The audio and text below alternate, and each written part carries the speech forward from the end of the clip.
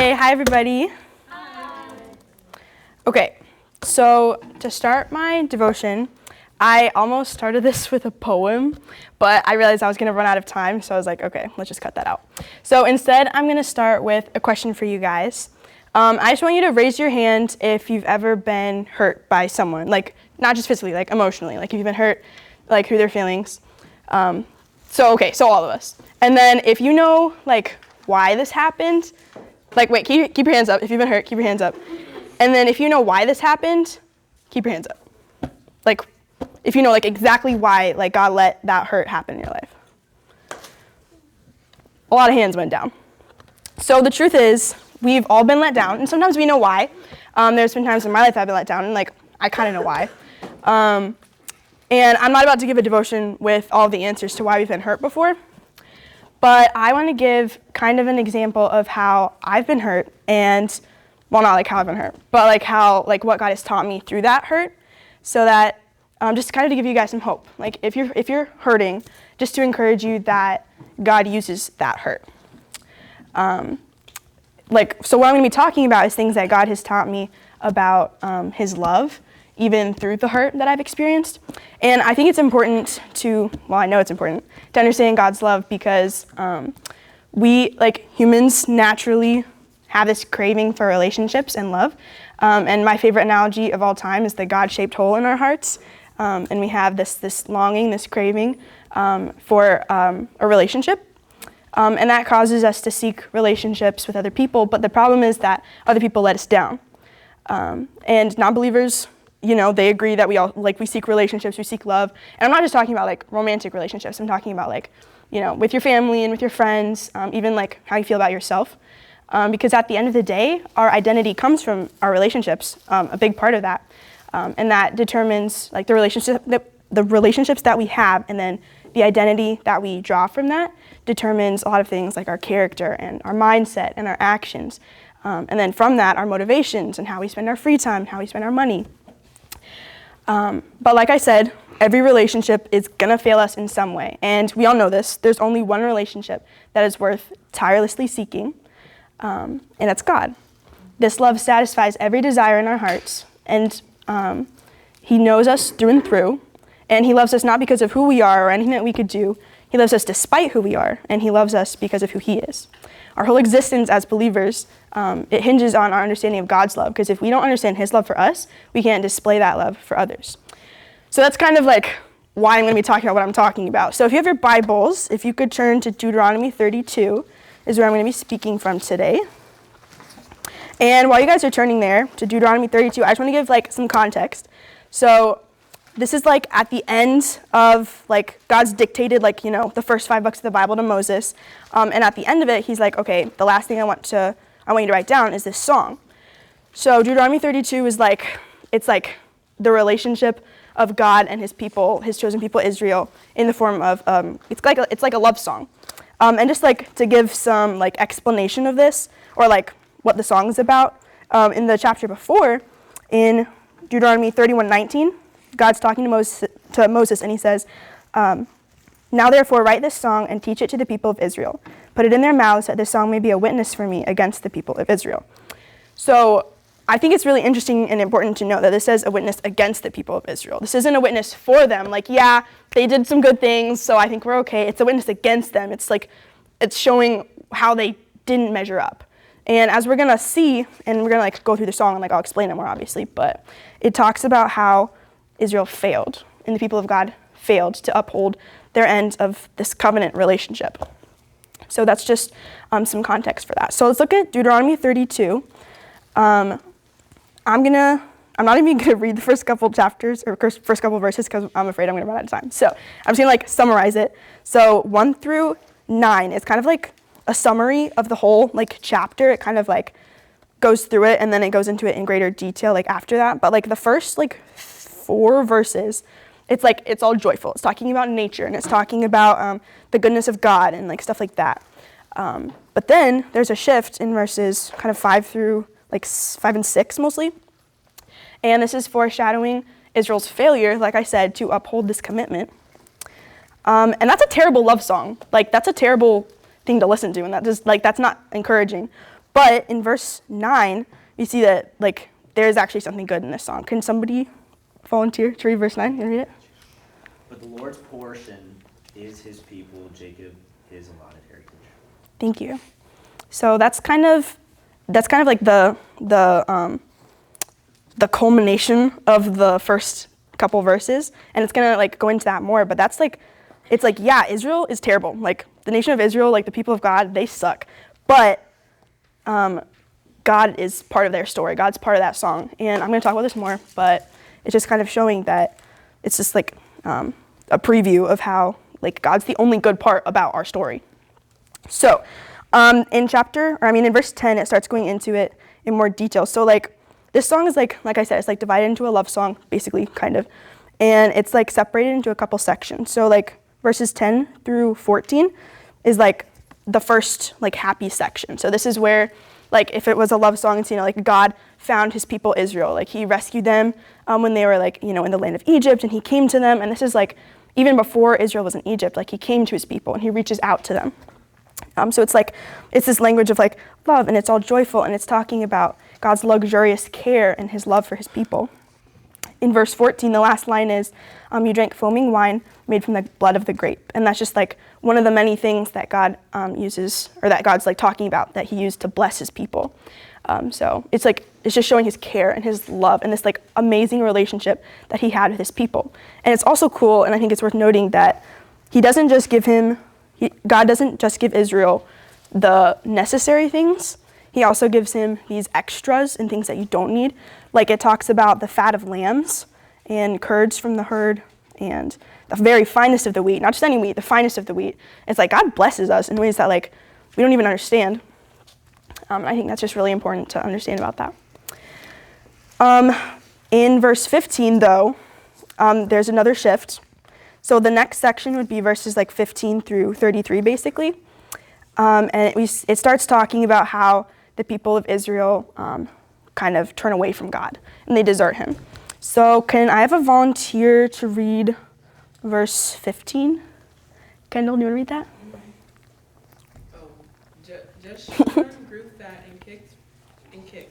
Filled with food, they became heavy and sleek. They abandoned the God who made them, and they rejected the rock, their Savior. Yeah, so this verse, like I said, it's talking about like Israel just like deserting God. Like they got all these blessings and they're still just like, they're not staying with God. They're not thanking God. They're just leaving. Like they're not, like the people of Israel, they're not content. And then it talks about that more in the next few verses. And then can I have one more person to read verse 18? Can you read it? You deserted the rock who fathered you. You forgot the God who gave you birth.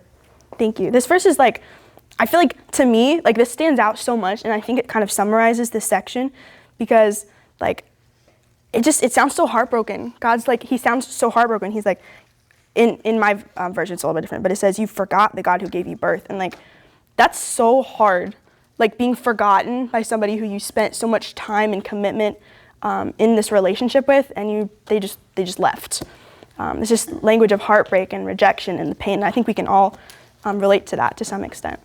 And they failed to recognize that apart from God, there's nothing good. And like I said, I asked you guys to remember a time when you were hurt by someone that you really loved.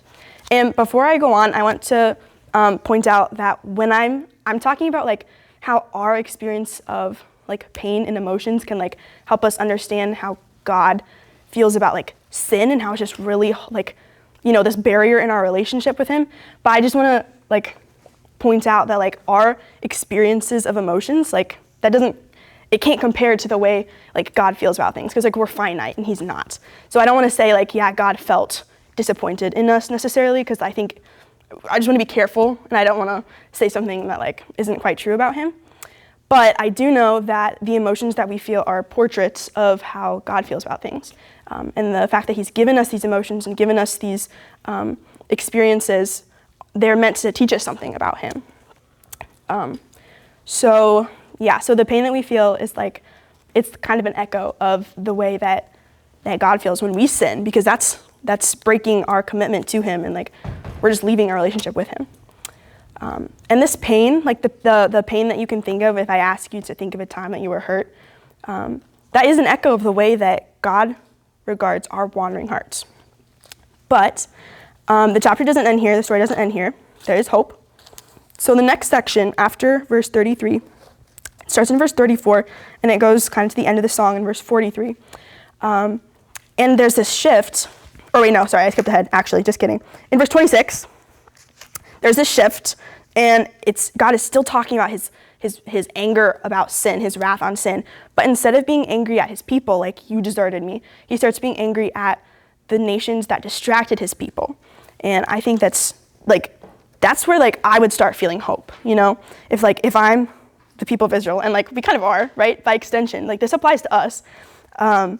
I would feel so much hope when it starts talking about how he's having judgment on the people who have drawn me away and the people that have been a distraction to me, because it's this is he's not angry at me, and that the fact that he's not angry at me really comes out in the next section. So verse 34 through 43, this is when his anger stops.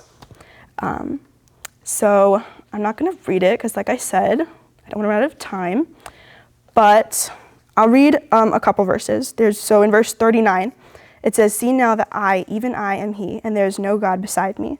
I kill and I make alive. I wound and I heal, and there is none that can deliver out of my hand. For if I lift up my hand to heaven and swear, as I live forever, if I sharpen my flashing sword and my hand takes hold on judgment, I will take vengeance on my adversaries. I'll repay those who hate me." So it just starts talking about, God's taking vengeance not on his people. He's not angry at his people. He's taking vengeance on the people who distracted them. And that's his anger against sin, not the sinner. It's his anger against sin. And he never lets go of Israel, even in his wrath. He doesn't let go, and he doesn't stop loving them. And this shift from his anger against sin to his desire for his people to return to him and to cleanse them, God only allows pain and sin for so long, and then he steps in and he displays his goodness and his love. And this is clear, if we're applying this to our lives, this is clear in small ways, in little situations, but it's also, ultimately, it's going to be true on the day of judgment.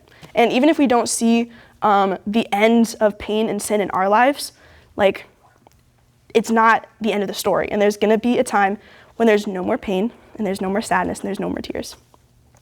So this is our hope. And I think that verse 39, when it talks about, it says, "See now that I, even I, am he, and there is no God beside me." This is the chorus in Scripture. If this was a song, this would be the chorus.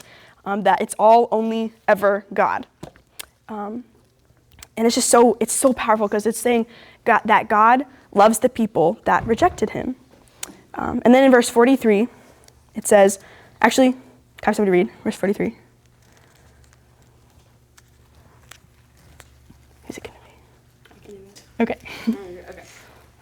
All right, so it says, verse 43, it says, "Rejoice with him, O heaven. Bow down to him, all gods, for he avenges the blood of his children and takes vengeance on his adversaries.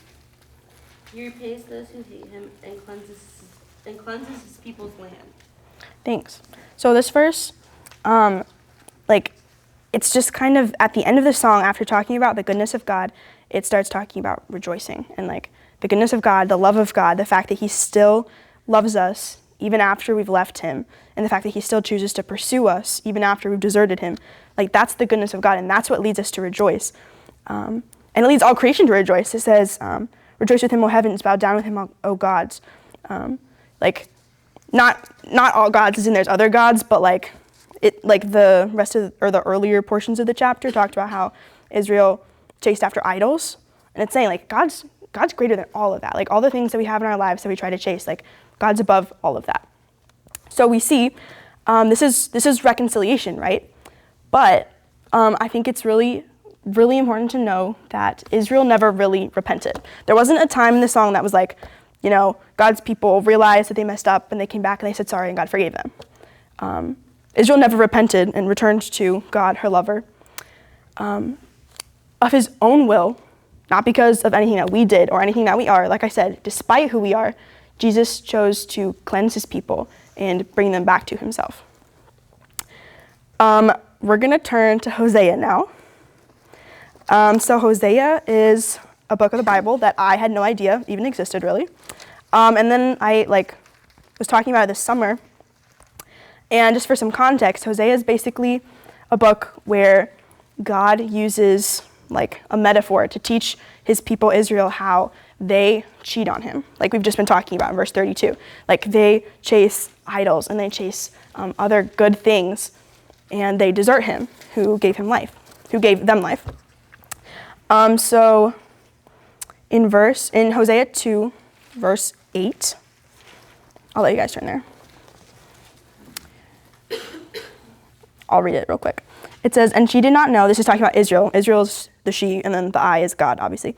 It says, and she did not know that it was I who gave her the grain and the wine and the oil, who lavished on her silver and gold, which they used for Baal.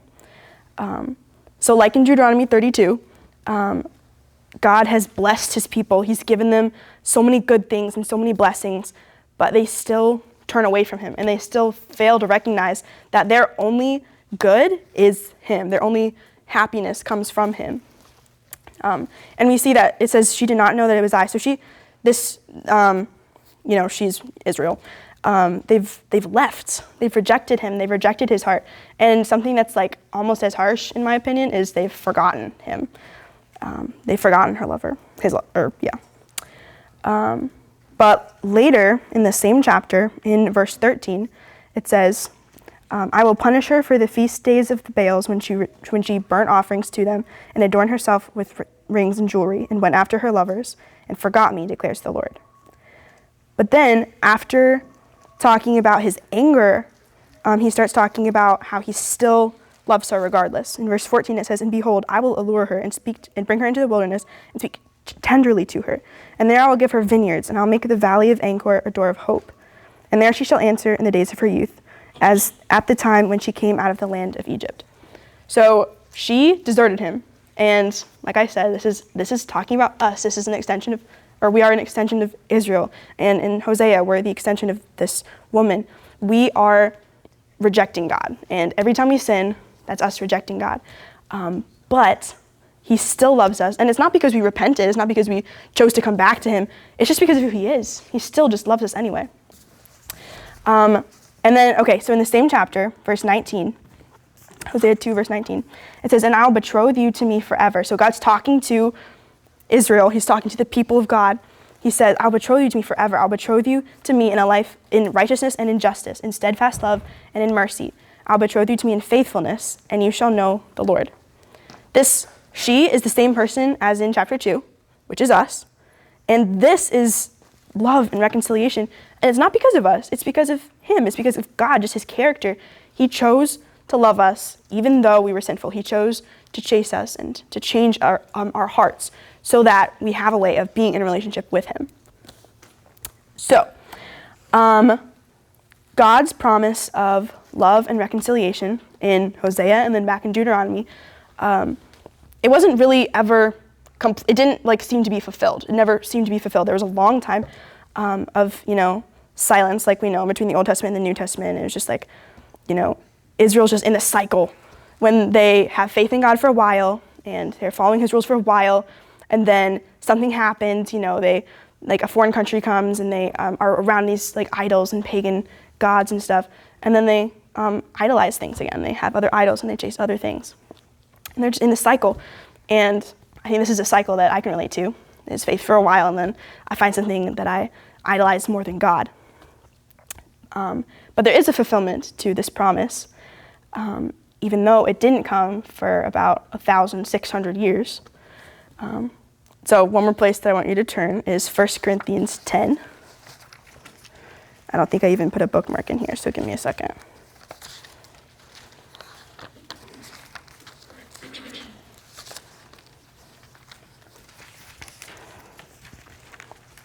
Okay.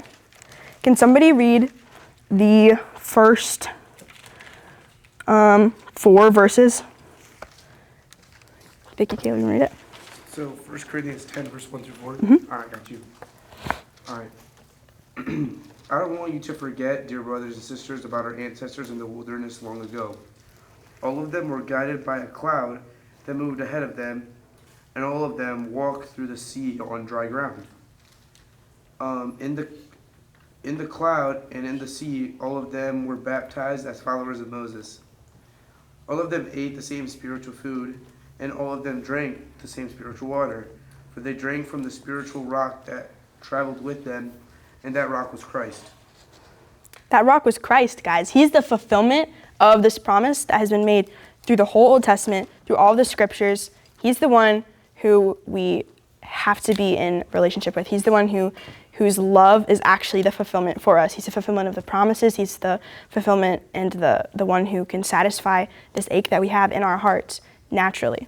Okay, you guys don't have to turn here, but in John 2, this is the chapter where Jesus does his first miracle, which is turning water into wine. And I just want to point out something that I did not know until I randomly read this, and I realized it actually went really great with my devotion. So John 2 verse 9 says, "When the master of the feast tasted the water now become wine, and did not know where it came from, the master of the feast called the bridegroom," and it keeps going. Just like in Hosea, the people of God did not know that it was the Lord who loves and cared and blessed them. And just like in Deuteronomy, when God provided his people with blessings and luxurious love, but they didn't love him back, there's so many things that we don't know. And there's so many things that we won't know. And there's so many things that we can't know. But remember in Hosea 2 verse 20, when it talks about the love of God and how much he loves us, the last thing it says is, "And you shall know the Lord."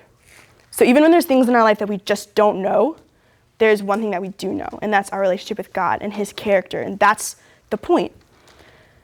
So to finish, I want to explain a little bit of how the pain in our life can lead us to realize some of these things about God. So in my life, and I'm sure in the lives of you guys as well, things happen, and these things can make it difficult to trust God. And these things can make it really easy to be mad at people, and really easy to be mad at yourself, and really easy to be mad at God. And I don't know why these things happen, and I'm not trying to tell you that this is exactly why. God uses so many situations in so many different ways, but there's one thing I know, and that's God's character. And that's that through pain that I've had to experience, I understand God's sacrifice a little bit better than I did before. And I understand his love a little bit better than I did before. And I know God better, and I think even others know God better. And it makes me think of, you don't have to turn here, I'm just going to read it. It says, Deuteronomy 8, 2-3, "And you shall remember the whole way that the Lord your God has led you these 40 years in the wilderness, that he might humble you, testing you to know what was in your heart, whether you would keep his commandments or not. And he humbled you and let you hunger, and fed you with manna, which you did not know, nor your fathers know, that he might make known to you that man does not live by bread alone, but man lives by every word that comes from the mouth of the Lord." Guys, sometimes, actually all the time, we have to be hungry before we are ready to accept food. And we have to be lost and wandering before we can be found. And we have to be hurting before we can be healed. And sometimes we have to be broken down by this world again and again in order to be rebuilt for Jesus. He doesn't waste pain. He hasn't wasted mine, and he won't waste yours. I've seen the beauty of God and his grace and his love and his sacrifice, and I don't think I would understand that quite the same without the things that have hurt me in my life. And guys, knowing God and knowing his character is worth every hurt, every aching heart, every broken relationship, every question, and every unanswered prayer. And he'll meet you where you're at. In his hurt, or in your hurt, he's the only one who can turn your hurt into something beautiful. And that's something that he's been teaching me. That's something that I have learned. And I hope that you will use this just as hope. If you're hurting and if you don't know why, that he uses it. He's not gonna let your hope or let your hurt be wasted, and he will change that. And sometimes it doesn't happen immediately. Sometimes it takes time. But like I said, we have to hurt before we can be healed. And you can't help someone who doesn't know that they need help. So that's the end of my devotion. And I forgot to pray at the beginning, so I'm going to pray now. God, thank you so much for this opportunity to speak, and I pray that the words that you've shown me. Hope this video has blessed you in your faith today. We'd love to worship together. We say we're better together. Calvary Assembly gathers 10:30 Sunday morning. If you're watching online, listening, we'd love for you to join us. Every Sunday morning, we love to worship the Lord. I want to just remind you, if you're blessed today, to like, to share, to subscribe, and remember, every day is a great day to consider Jesus.